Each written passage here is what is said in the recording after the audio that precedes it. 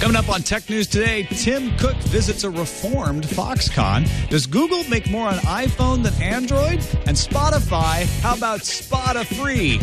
That's some good news, everyone. Next. Netcasts you love. From people you trust. This is TWiT. Bandwidth for Tech News Today is provided by Cachefly at CACHEFLY.com.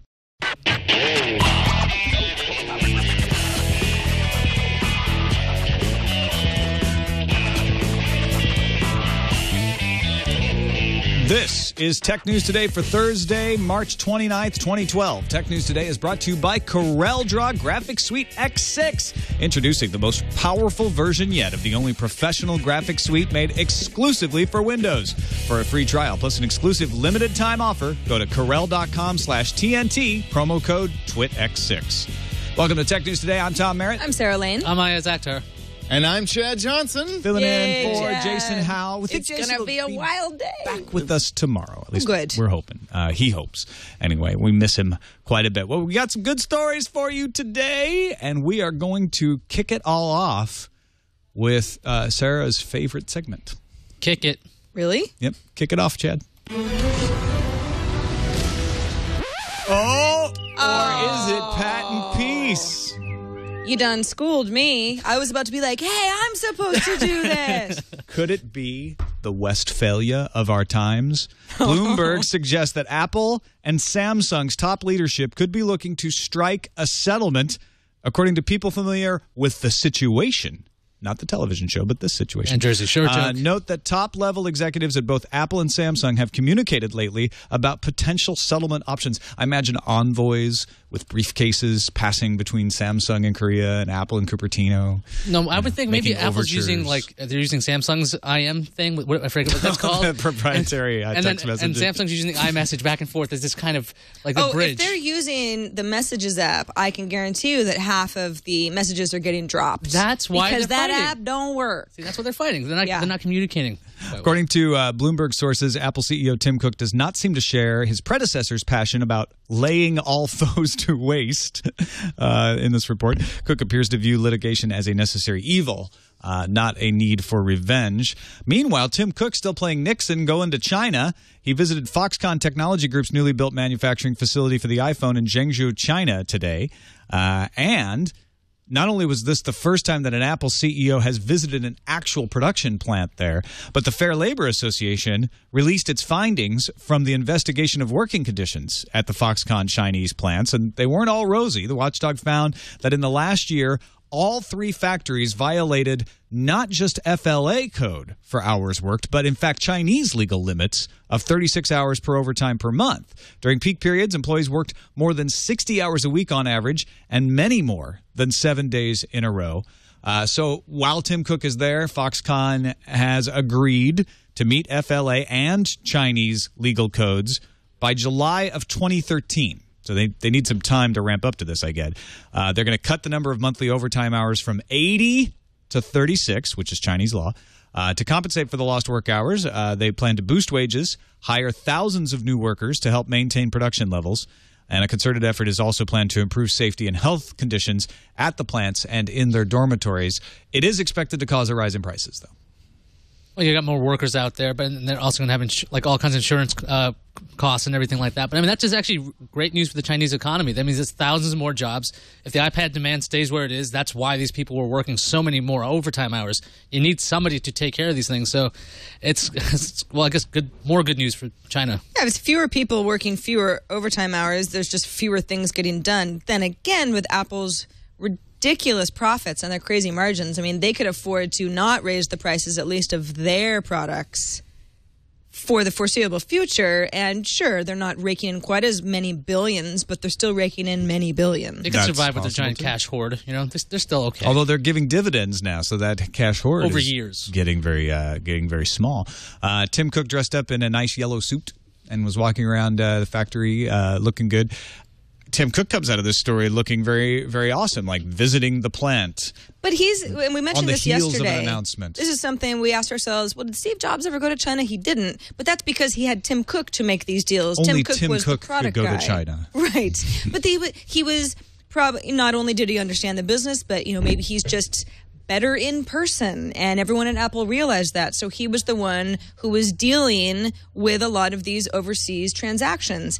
It is interesting, though, that now that he's a CEO, he's still the guy that is the face over in China, and he's shaking hands and he's touring Foxconn factories. And it's a very different persona than what we're used to. Yeah. Well, Cook's probably got a lot of experience dealing with, I don't know, a difficult boss for a very long time. So I would assume he could probably smooth over anything if he stayed in this position long enough that he was brought in when Jobs was out every now and then. I mean, obviously Cook can do this kind of thing, so it's pretty impressive that he's been in, not for a very long time, but making pretty big changes. Well, now we don't want to give him too much credit. These changes come after public pressure, public embarrassment, and a forced hand of the Fair Labor Administration. So it's not like Tim is the one who had the idea to change the conditions. He's in a good place to take some credit for it. Fair point. Google earns more revenue from iPhone than Android, according to a report in The Guardian today. Now, here's what's going on. Google only generated about $550 million from Android since 2008 and earns far less from Android devices than it does from Apple handsets if you believe The Guardian's back-of-the-envelope calculations based on Google's court filing in their court case with Oracle. A percentage of Android revenue as patent damages was put forth, in which the $550 million figure is extrapolated from a percentage of total revenue it's willing to pay Oracle. So 0.5% of revenue plus 0.015% of revenue are about $2.8 million. Now, The Guardian is playing fast and loose here with the numbers and trying to back out how much Google says they're making on Android, and that's where they get the $550 million. TC Sawtek at The Verge notes it's likely the company is minimizing the revenue in this court case for damages as a defendant. In this case, Google's looking at a small portion of the app or ad revenue and not giving the patents Oracle is complaining about credit for all of their revenue. So that $550 million is certainly not Google's entire revenue based on Android. And Chris O'Brien over at Silicon Beat points out that Google actually pays to be the default search engine on Apple's Safari browser, and we don't know how much, but they don't pay anything to be the default search engine in Android because they run Android. They get that for free. So there's a calculation there as well. It's probably useless math then. Yeah, so we have end, basically we have a bunch of information that we don't really have. We have extrapolations. We have some great headlines, though. It's always great to see Google making more money from Apple products. So like, oh, look at the way this whole weird business is working. It just seems like kind of like the news cycle. Like, okay, this is what we need to drag out now. Well, think of this as the general trend. I talk about, rumors that Apple and Google have a continually icier relationship. Apple moved away in the new iPhoto app from Google Maps, for example. We see some instances where Apple would like to use another third-party company rather than worry about what Google's got going on just because Google is the biggest and the best. What if Google was no longer the default search engine because Apple said, you're just not going to be because we're not in the mood? I'm not sure what Apple would switch to, but let's say they went to Bing. That's sort of unthinkable. Or some new thing comes along. Right. Google loses a fair amount of revenue from ads generated by people doing Google searches on their iPhones and iPads. I think that's where this conversation gets interesting because it's like, okay, well, it depends on how you look at these numbers and what you factor into it.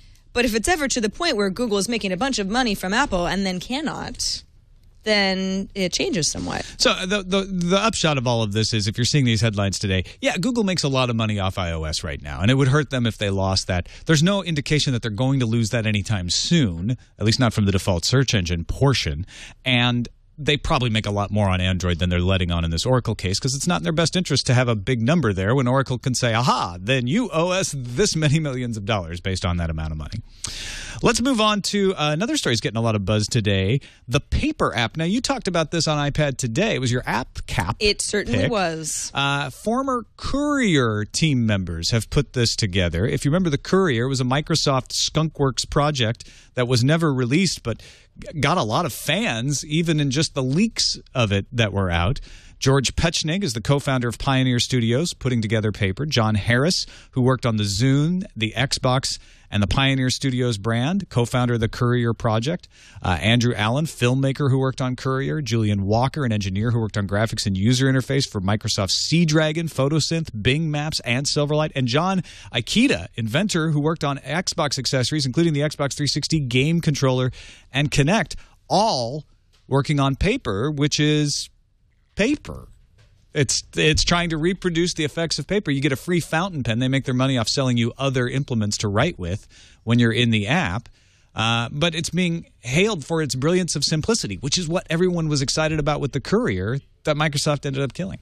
Yeah, this is a very interesting app because many, not all, but many of the original Courier team, and for anybody who kind of forgets what that deal was, is it sort of came to public knowledge back in 2008, I believe, and then Microsoft publicly killed the project in 2010 before anything ever went to market. But we knew enough from behind the scenes to know what people were working on. A lot of people then left who had been working on the Courier project and other things, but had sort of become disillusioned, went to create this app that is supposed to mimic Paper more than pretty much any other app I've seen. It's not the first notation app. It's not the first art app. It's not the first anything. You can see Tom's But it's the illustration first app there. I've ever been able to use where I drew something people could tell what it was. The man looking at a computer. I mean, if you've seen some of the Draw Something posts that have leaked out on Twitter from people, you know I can't draw. Yeah, but well, I was like, wow, this is easy to use. And what it is the speed at which you draw yes.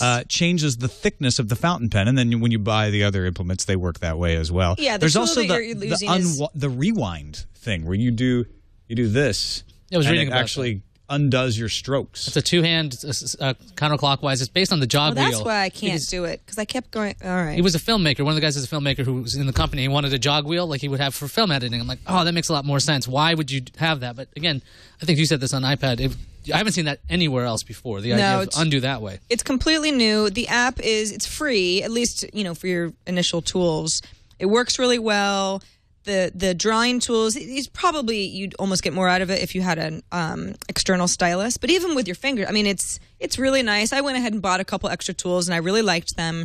But it is extremely simple. Now, there is another app within the last 24 hours that was also introduced by also some of the original Courier team that is very, very different. Yeah, Jay Allard, who was the head of the Courier project at Microsoft, has been advising and financially backing the development of Tapose, another Courier-like application for the iPad. Tapose launched their app on March 27th. It cost you $3. I don't like it nearly as much. You get more things right off the top, but look, I can't draw on this thing. Okay, that's probably that's not exactly a fair test. That's not a fair test but you at get all. you get multi-screen functionality. It's kind of the same idea, but it's really buggy. I can't get it to change. Of the two, it looks like Tapose was trying to do a lot more what the Courier could do with the dual screen kind of layout, because the Courier was supposed to have two screens, two independent kind of things going on at a time. But Paper seems to be really just like a stripped down version. It's like, okay, you're just going to use this to draw. It's interesting to me that people who came from a unified team not that long ago have put together and released in 2 days of each other very, very different apps based on stuff that they had taken away from their projects within Microsoft. But Tapose, I think their issue is it was a Jay Allard funded production, but also a Kickstarter funded production. Right. I don't know if this is a result of things needing to be rushed, but as far as controls go, it does feel like it's not ready for prime time. The pages don't fold the way that you would expect from an iPad app, at least at this point, where even though Paper has a lot less functionality, it has a lot less functionality on purpose, and it works really seamlessly. It's one of those things where if you limit the functionality, everything works better because you're not confused by all the options and all of that. And all this made me look at all the Courier videos and go, I really wanted that product to exist. I just wanted the actual Courier. Yeah, they had so many cool functions, and I'm like, oh, these both apps aren't anywhere close to Courier. They're almost opposite sides of the spectrum, really. But again, came from a very creative team. Let's take a quick break and thank our sponsor, which is all about drawing when you're serious on your computer. This episode brought to you by Coreldraw Graphics Suite X6. And get a great picture. What makes a difference is having a powerful, versatile, and easy-to-use set of tools you can trust. That's what we were just talking about. And on your desktop, that's what the new Coreldraw Graphics Suite X6 is all about. It gives you vector illustration, page layout, photo editing, web design software built right in there. Everything you need to express your style and creativity. Coreldraw Graphics Suite X6 is good for not only web graphics, but if you're doing logos, you're doing some flyers, brochures, those kinds of things, or even big things like billboards and car wraps. You can do it all in Coreldraw. Give it a shot. Coreldraw Graphics Suite X6 includes everything for both experienced and aspiring designers in one affordable package exclusive for Windows users. 1,000 fonts, 1,000 stock photos, 10,000 clip art images, 250 templates. It's designed for your Windows environment. Fully 64-bit enabled. Advanced open type support and more. Try it for free. Don't have to take our word for it. 30-day free trial of Coreldraw Graphics Suite X6 is available for an exclusive limited time at corel.com/TNT. That's corel.com/TNT. If you decide to buy Coreldraw, use the promo code TWITX6 and you'll get an exclusive 10% off. That offer varies by country. You have until April 30th, so go do it. Corel.com/TNT. And if you do decide to keep after the 30 days, use that promo code TWITX6 and get an exclusive 10% off. We thank Coreldraw Suite X6 for their support of Tech News Today. I like free things. Sarah, do you have anything free to tell me about? I do. In fact, it's something that was not going to be free, but is going to be free even better. Longer. In fact, indefinitely. And I'm talking about Spotify, at least in the U.S. Now, you may have remembered that when Spotify first came to the U.S., it's all going to be free for a while, but eventually we're going to take you down to 10 hours a month cap free. If you go over that, then you're probably going to want to go up to one of the paid tier subscriptions because we're not just going to give you all that stuff for free. I know Iyaz had mentioned to me a while ago, I don't feel like I'm staying within 10 hours a month, and it's never telling me anything. I'm never getting any sort of an error message. That's because they never actually instituted that limit, and they've said now publicly, we're not going to anytime soon. It was supposed to happen 3 months ago. It's not happening, and it's not happening anytime soon. That's at least in the U.S. There are a couple other things that they're changing too, though. In Sweden, in Finland, in Norway, and in the Netherlands and Spain, they'll no longer be subjected to the 5-song per month limit. That was something that they were used to already. If you're striking in Spain today, turn on Spotify. That's right, and just same song over and over. Yeah. Go nuts. They are still capped at those 10 hours per month, though. Again, you have to remember Spotify has been around in Europe much longer than the U.S., so not only do they have different models, but they've been able to get a little bit more data on people's usage than here. Now, the reason that they're deciding to not institute... don't they want to make money? 10 hours a month caps. Yeah, of course. They want to make as much money off of the U.S. audience as possible. They're still negotiating with music labels, right? And you have to give users an incentive to upgrade to free accounts.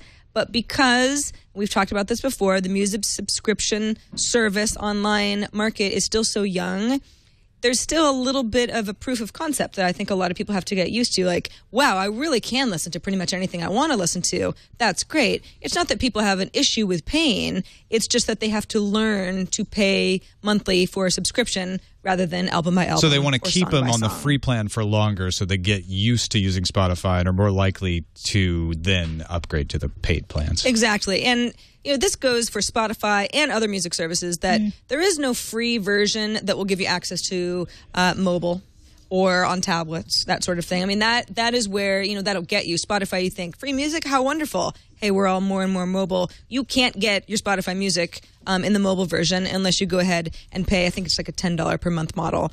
Some artists, of course, hate these free terms. The fact that Spotify is allowing us to not be capped at 10 hours a month for the foreseeable future has many artists up in arms. They have a lot of great deals, but they have some big holdouts of artists that say we refuse to participate. The artists get paid anyway, whether Spotify gets paid. Gets paid or not. So I think their problem is that they're not getting paid in the large increments that they get from downloads. The music companies are loving things like Spotify because they get to keep more of the royalties. They get to keep more of the revenue. And I guess what they're saying is as long as services like Spotify remain free or cheap, then there's less incentive for the music companies to give us a better deal. Right. Specifically, a couple of speculations. All Things D has a good one. Spotify is in the process of raising some money right now. They've had crazy growth, extraordinary growth, you might say. If you have less free listening, you may have less growth, and you may have less interested investors. Paid content says... Juice those numbers. Exactly. Paid content says this is because of Facebook. When Spotify and Facebook got together, and now everybody sees all of my Spotify usage in the the live news feed on the right-hand side, that gets a lot of people to click through and say, well, what's the Spotify thing? Maybe I'll check it out. Now, it doesn't mean that people start paying for Spotify right off the bat, but they get used to using it. It's almost the Microsoft Windows Phone model. Just get them in the hands of everyone. And they will love us. Don't make them pay a lot. Just get them used to the interface, and then you've got them. See, I've been playing with Spotify for seems like a really long time at this point, and I've been using it way more than 10 hours. I've been using tracks more than 5 times at a month. And the thing is, the more I use it and the more things that come to the actual software, like with the little applications inside, I end up using it a lot more and more. But then every ad starts getting a little bit more annoying and a little bit more... I don't know. It's actually winning me over. It's like, well, if I pay them, these ads go away because I just want to listen to the music. Just let me listen to the music. And after a while, you're going to get worn down. I know I'm getting pretty close to going. You're almost pulling the trigger. Almost. But I think, this is a great thing. You keep it, as long as it's free for right now, I'm pretty sure that the second they change it, they got me, I think. I'm just waiting for them to say, no, that's it. You can't listen to that anymore. You might be waiting a while. Good. I'm glad to wait, and I usually leave what they're hoping is maybe we don't ever have to put the limit in if we can just annoy you enough that you'll pay anyway. I just walk away when the ads go on. Yeah. All right, I want to throw some numbers at you guys. Oh, boy. It's time for By the Numbers. According to new Nielsen report, 49.7% of mobile subscribers in the U.S. owned smartphones as of February. That's up from 36% a year ago. That means we are probably now, since it's at the end of March, at over 50% of U.S. cellular subscribers own a smartphone. 2/3 of those who got a new phone in the last 3 months chose a smartphone over a feature phone. The feature phones are the ones that have limited apps or no apps or limited data connectivity. Android-based phones lead the U.S. smartphone market with a 48% share. Apple's iPhone at 32%. BlackBerry at 11.6%. Meanwhile, smartphones also eating into PCs. According to IDC, the PCs running the Windows operating system on any x86-compatible CPU slipped from a leading 35.9% share in 2011 among all connected devices down to 25.1%, and they think it will. They think it will slip from 35.9% in 2011 down to 25% in 2016. They say the number of Android-based devices running on ARM CPUs will grow modestly from 29.4% in 2011 to a market-leading 31.1% share. Now, some of that's from cheap tablets, so it doesn't mean a cash cow for anybody. But obviously, smartphones, the place to be, according to the numbers. Except if you're Dell. Dell decided to... Oh, what's Dell doing with its smartphone business in light of these numbers? Yeah, Dell's they have a smartphone business. A lot of people don't really realize that, but they decided... The Streak.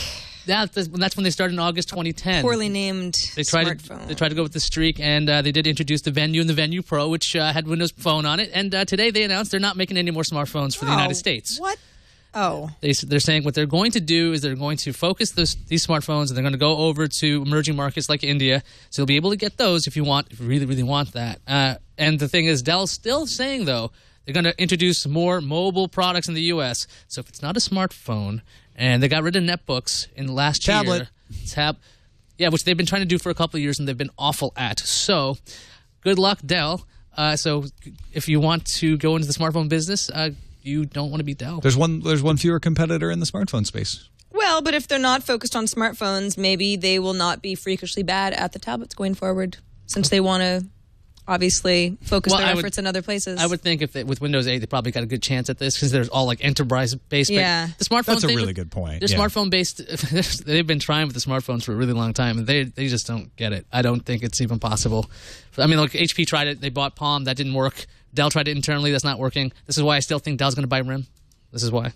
Because they can't do it, they can get somebody else to do it. Yeah, Dell's not going to make a bunch of Android tablets, is my guess. I think you're right. They're going to make a bunch of Windows 8 tablets later this year. And they're going to abandon the smartphone space because they're not any good at it. I mean, we can poke fun at them saying, hey, smartphone's booming. But smartphone's booming for Samsung. It's booming for Apple. It's maybe booming for HTC. I think this That's is not booming smart for everybody. It's smart of Dell. People don't associate Dell with smartphones. Yeah. I had to remember, like, what did Dell make? Oh, yeah, the Streak. I didn't actually know that from memory. I had to look it up earlier. It makes more sense for them. Well, the thing is, they were ahead of the curve. Tablets. They had a 5-inch phone, and people were like, that's crazy. Why would you want a 5-inch Android phone? And then Samsung was yesterday, it's like, we sold 5 million of those Galaxy Notes. Mm-hmm. I guess they were just That ahead. sounds like a familiar story. Y'all ready for some good news? Sure. Time for the news fuse. Good news fuse. Good news for you folks who like your displays, like your morals, flexible. LG announced it is mass producing a 6-inch flexible e-paper display that can be bent up to 40 degrees. The display has a resolution of 1024 by 768 and can handle being whacked with a mallet without being busted. It's pretty cool. Good news for those of you who like your search engines like you like your stalkers not tracking you. Yahoo announced that its Do Not Track tool will go live, available worldwide in the summer. Yahoo didn't explain many details about this Do Not Track tool, but said it will be simple.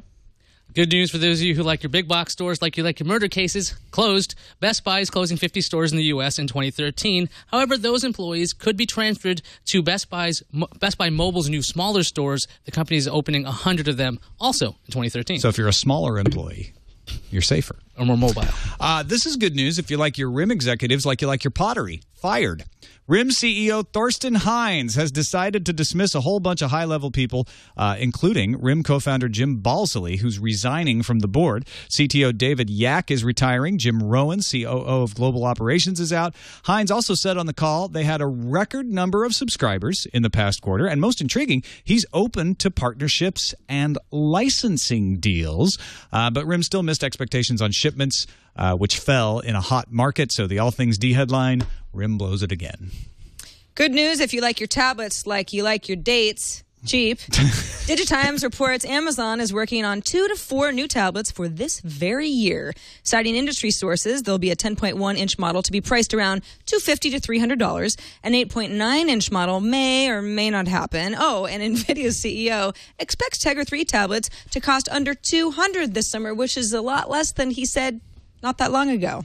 Good news, if you like the process of collecting money from your class action lawsuit, like you like your eggs, over easy. Oh, jeez. Apple iPhone 4 users who are affected by Antenna Gate can collect $15 at iPhone4settlement.com. That's the number 4. You'll have till the 28th of August to make a claim. All the details, if you are eligible, are at that site. Again, that's iPhone4settlement.com. Fine. Good news if you like your wireless carriers, like you like your deadbeat dads, abandoning things. Oh, this is getting weird. Sprint says it will no longer carry WiMAX phones. Sprint is in the process of moving to LTE and is expected to introduce an HTC LTE phone next month. Its LTE service will launch mid-year in several markets, including San Antonio. Good news if you like your ultra low-cost PCs, like your gratification, delayed. The Raspberry Pi will be delayed in the UK because the device needs to receive a certification mark from the European community. The devices are in the country but need testing before consumers can get their hands on them. Good news if you like your social network founders, like you like your router, networking. Mark Zuckerberg met with with Japanese Prime Minister Yoshihiko Noda briefly. The two discussed the tsunamis and how social networking could be useful in helping those affected by the disasters, also by facilitating communications. Noda also mentioned that it was strange to meet Zuckerberg in person after watching the movie The Social Network. All right. That's enough good news. Time for the randomizer. Randomizer. Research publishing specs for a Star Trek tricorder, and if that's not enough for you, it's open source, Linux-powered. Dr. Peter Jansen has developed the handheld mobile computing device that has a number of sophisticated embedded sensors. He began working on the project back in 2007, wants to make it easy for others to reproduce, so he has made the complete schematics for 2 of his 4 models available under the terms of the Taper non-commercial hardware license. The underlying source code of the device's software environment is available over GPL, or under a GPL license. Jansen explained that he hopes the project will encourage scientific curiosity and help people better understand the world. So the Mark I and the Mark II tricorder, powered by 6 AAA batteries, more energy efficient. The Mark I is more energy efficient than the Mark II EMH, which is that's a joke from Ars Technica's Ryan Paul, powered by Andy Dick. It fits inside the devices. How built-in sensors can measure temperature, humidity, atmospheric pressure, magnetic fields, color, ambient light level, GPS location, and distance to a surface. Wow. That's all I can say.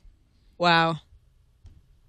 That's all any of you can say. I'm just staring I love at this. it. I'm just staring because it's saying real. It's actually not the first time there's been a tricorder either. There was one marketed in the late 90s, but this one's a lot more sophisticated than that. Oh, I'm saying, wow, this is amazing. I'm so glad that there are people in the world who say, I'm going to build this. I like living in the And then I'm future. going to make a very intricate video explaining how I built this, because I'm not merely a fan, I'm a fan that creates. We do live in the future, and Sarah can tell us what's going to happen in the future. You're so right. On the calendar.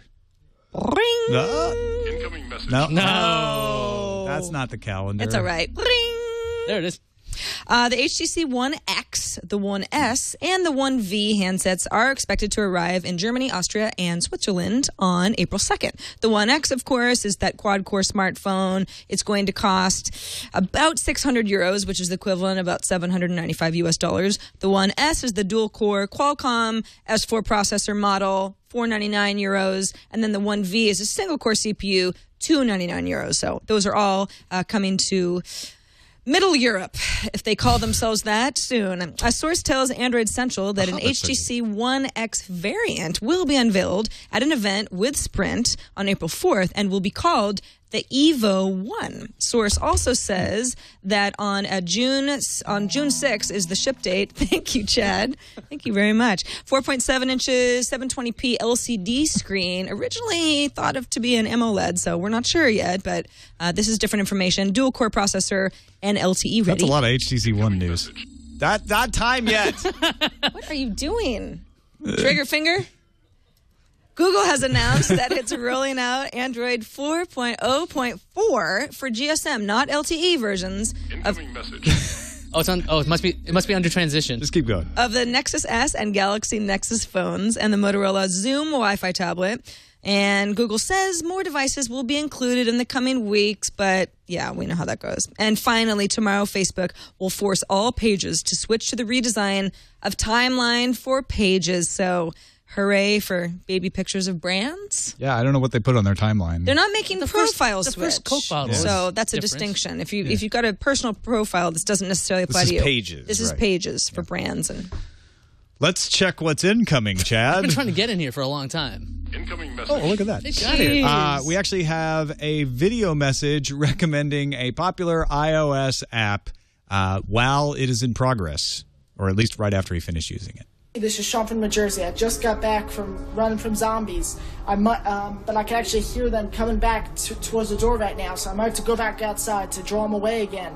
But this is all thanks to the iOS app called Zombies Run. It's the best app to get you running, and running for your life, evidently. Today's my 21st. He's very worried birthday, about the and zombies. I'm really afraid I might not make it until my 22nd. So I just want to say, great show. I just want to tell you about this app called Zombies Run, and take care. Brian Brushwood's been running, apparently somebody in the chat room, Matt 3 says he ran 5K today because he was running from zombies. I hear this is a powerful motivator. A friend of mine was talking about this nonstop, saying, look, if you want motivation to run, just I guess not. You don't have to pretend there's an apocalypse. Apparently there is an apocalypse. I just don't know where the zombies are who are chasing you, but I They're guess behind you. Behind That's all me. you need to know. Don't even look back. Don't look back. Just run. But I like this idea.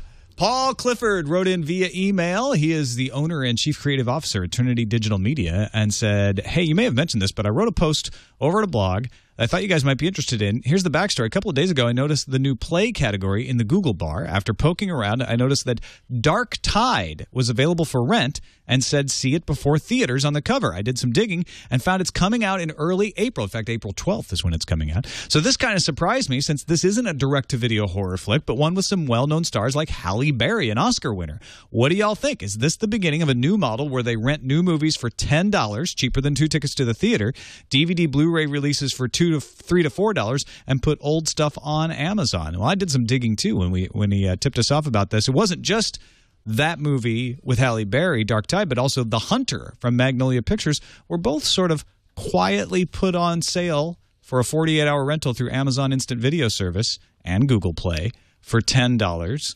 Didn't make a big deal out of it. And The Hunter has Willem Dafoe in it. So these are not, direct-to-DVD style movies. I didn't hear any theaters screaming about this, but I didn't hear anybody really talking about it. That's the weird thing. I've seen this on iTunes in the past where there are movies that are available before they're available in theaters. These have been somewhat smaller movies, but still, they're perfectly legal to download and watch, and you don't have to go to the theater. But I wonder why keeping it kind of on the down low helps anybody. Well, if you want to test it, wouldn't you want to test it and let people know about it? Because it's not a very good test if nobody knew it was there. It's not like Amazon's like, if the theaters find out about this, we're screwed. I mean, obviously they have some sort of an agreement going on, but I wonder why it's not my guess. that easy to discover. It's a compromise where somebody really wants to test it. The only way the theaters would sign off on it is if they're like, okay, but you can't promote it. You can't tell anybody. Right. Can't be above the fold. Yeah.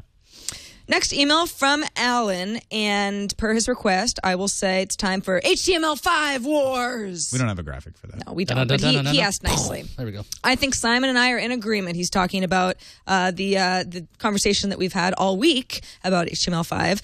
HTML5 likes to keep it simple with basic text boxes, buttons, and checkboxes. I will point out that HTML5 does introduce some new controls for mobile, which are more subtle, like data inputs, number inputs, etc. But since UI standards move fast, I'd argue that what HTML has kept are the right building blocks while leaving the rest up to developers. Case in point, between Windows 8 Metro, OS X Lion, iOS, and ICS, ice cream sandwich, and Ubuntu, and Chrome OS, etc. The standard toolbars and menus and folder trees with their little plus buttons have been going out of style in favor of simple search boxes, bigger buttons, touch gestures, etc. It's actually great that we get this kind of organic evolution of the interface, so I'm definitely in favor of less is more. I think they can agree to disagree, but it's been an interesting debate between these two guys in our feedback section. Also, CLT Steve in the chat room points out that Magnolia Pictures is the theatrical and home entertainment distribution arm of Wagner Cuban, which is an integrated group of properties owned by Todd Wagner and Mark Cuban that includes Landmark Theaters chain and HDNet cable network. HDNet has done some experimenting with putting movies on HDNet movies before they show up in theaters before. So maybe that explains what's going on with these movies. Last email from Nancy. Hello, I'm working with producers of a documentary called War of the Web, the documentary that Tom had mentioned last Friday on Tech News Today. Tom had mentioned during the show that he liked the idea of demystifying the internet, so I wanted to let TWiT know about a little preview clip that we released yesterday, a little Internet 101 type video on packet switching. You're welcome to share it. We'll have the link in the show notes. And just to show how much something like this is needed, we took to the streets to find out how much the average person knows about the internet. They also have a video for that. And that's it. This is great. I love these little teasers here. That operates on it at the destination. This allows them to travel independently over different paths. The packets leave from the server where the file is stored and pass through copper and optical fiber cables. When they arrive at your computer, the packets are reassembled and the content you requested becomes available. This is exactly the kind of stuff that needs to be done. Explain this stuff in visual way so people are like, I hear packet switching, I have no idea what that means. Get a better understanding of it. So thanks, Congress Nancy. watch it. Appreciate that. And thanks to you folks for submitting stories at our subreddit. TechNewsToday.reddit.com is the place to go to let us know what stories you'd like us to consider, and we look at how many votes they get. So get in there and vote for the stories you like. You don't even have to submit anything. Just go do some voting. Be one of those kind of people. Let us know what you would like to hear us cover. We look at this every day. That's it for this episode of Tech News Today. You can find us on the web at twit.tv/TNT. You can email us. Our email address is tnt@twit.tv, and you can give us a call. Our phone number is 260-TNT Show. Or you can send us a video message like we had today. Send that to tnt@twit.tv. Just send us the link. Darren Kitchen joins us tomorrow. We'll see you then.